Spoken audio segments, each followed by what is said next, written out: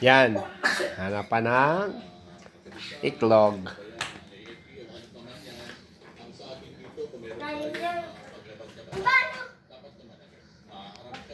Yan.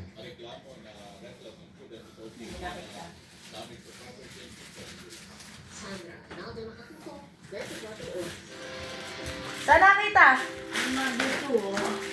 Kung laki niyan. Ah, yung unahan.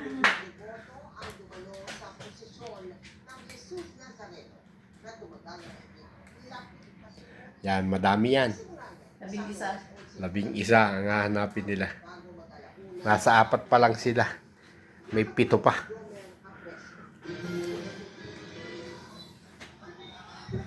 Andong, sige, hanap kayo.